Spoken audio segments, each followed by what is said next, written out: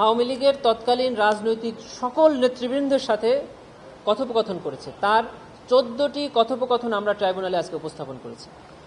তিনি সে সময় আওয়ামী লীগের তৎকালীন স্বরাষ্ট্রমন্ত্রীর সাথে কথোপকথন করেছেন, ডিবি প্রধান হারুনের সাথে কথোপকথন করেছেন, আইনমন্ত্রী আনিসুল হক সাহেবের সাথে কথোপকথন করেছেন, চট্টগ্রামের আওয়ামী লীগ নেতৃবৃন্দের সাথে কথা বলেছেন, রাজশাহীর আওয়ামী লীগ নেতৃবৃন্দের সাথে কথোপকথন করেছেন।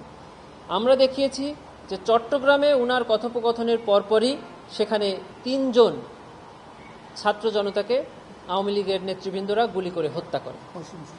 সেখানে ওয়াসিম নিহত হয়েছে, সেখানে আরও 2 জন ছাত্র ওখানে নিহত হয়। সেগুলো আমরা আজকে ট্রাইব্যুনালে উপস্থাপন করেছি।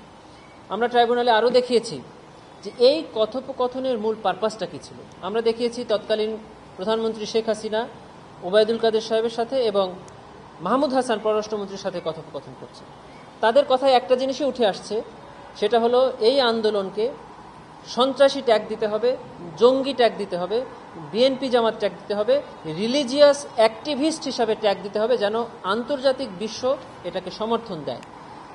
জনাব হাসান মাহমুদ সাহেব বলছেন যে আন্তর্জাতিক বিশ্ব এরা জঙ্গি শব্দটা খুব খায়, অতএব এই জঙ্গি শব্দটা আমরা যদি আন্তর্জাতিকভাবে ব্যবহার করি তাহলে তারা আমাদের পক্ষে কথা বলবে।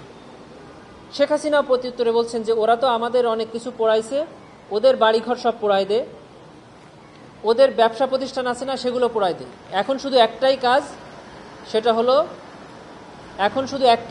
সেটা হলো সময় মতো বসে থাকবা আর ওদের ঘর বাড়িতে আগুন দিবা। এই ধরনের কনভারসেশন আমরা ট্রাইব্যুনালে উপস্থাপন করেছি।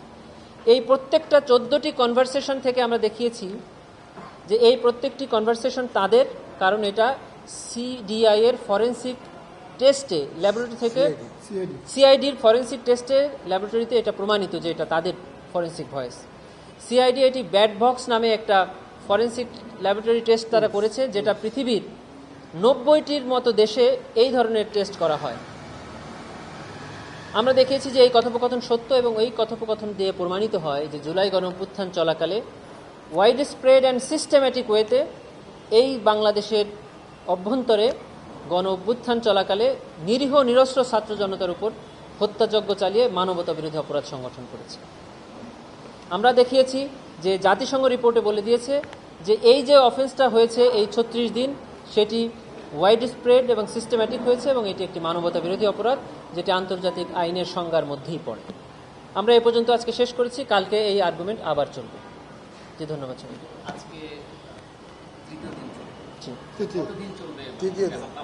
এটা বলা কঠিন, তবে আমরা আশা করছি যে আর 2 দিনের মধ্যে আমরা শেষ করব। আজকে পর্যন্ত হ্যাঁ, জি, আমরা ইউএন রিপোর্ট থেকে দেখিয়েছি যে যারা হাসপাতালে চিকিৎসা নিতে গিয়েছিল তাদেরকে পুলিশ সেখানে গ্রেফতার করেছে এবং এই গ্রেফতারের ভয়ে অসংখ্য আহত ছাত্র জনতা চিকিৎসা নিতে গিয়ে আবার হাসপাতাল থেকে পালিয়ে গেছে। যখন তারা টের পাচ্ছে তাদেরকে হাসপাতাল থেকে গ্রেফতার করা হচ্ছে। হাসপাতাল অথরিটির মধ্য থেকে যে সকল ডাক্তার নার্সরা তাদেরকে চিকিৎসা দিয়েছে তাদের উপরে হামলা করেছে। একটা গুরুত্বপূর্ণ জিনিস এই রিপোর্টে উঠে এসেছে, সেটা হলো আহত অবস্থায় যারা চিকিৎসারত ওখানে ছিল ঢাকার বিভিন্ন হাসপাতালে, বিজিবি এবং পুলিশ সেখানে গিয়ে এই আহত ছাত্রদের ফিঙ্গারপ্রিন্ট কালেক্ট করেছে। উদ্দেশ্য ছিল এই যে এরা এখান থেকে চিকিৎসা নিয়ে পরবর্তীতে যে যেখানেই যাক না কেন আন্দোলন শেষ হওয়ার পরে তাদেরকে সব ট্রেস করে করে পুলিশ গ্রেফতার করবে এবং তাদের বিরুদ্ধে ব্যবস্থা নেবে। এটা আমরা আজকে আর্গুমেন্ট উল্লেখ করেছি।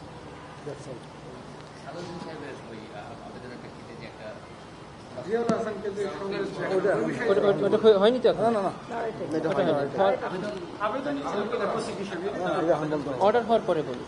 আপনি আর্গুমেন্টের এক পর্যায়ে বলেছেন যে শেখ হাসিনা কাউকে বিশ্বাস করতেন না, যার কারণে উনি ওনার নিজস্ব যারা মন্ত্রী এমপি ছিল তাদের কল রেকর্ডে উনি হচ্ছে এনটিএমসির মাধ্যমে শেখ হাসিনার সময়ে যে সকল উনি নতুন নতুন জিনিস ইন্ট্রোডিউস করেছিলেন তার মধ্যে একটি হলো NTMC, national telecommunication monitoring centre. এই এনটিএমসির প্রধান ছিলেন জিয়াউল হাসান। তার মাধ্যমে তিনি ফোন কলগুলোকে রেকর্ড করতেন এবং শেখ হাসিনা নিশ্চয়ই তার ফোন কল এখানে দেননি, কিন্তু আমরা অসংখ্য শেখ হাসিনার ফোন কল পেয়েছি এনটিএমসির মাধ্যমে, আমাদের তদন্ত সংস্থা কালেক্ট করেছে। সেটা কিভাবে হয়েছে সেটা আমরা বলেছি যে শেখ হাসিনা ঠিক যার সাথে কথা বলছেন, অর্থাৎ সেকেন্ড পার্সন যিনি আছেন, তার ফোন নাম্বারটা এনটিএমসিতে ছিল, যার কারণে ওই ব্যক্তির সাথে যেই কথা বলতো না কেন সেটা রেকর্ড হতো।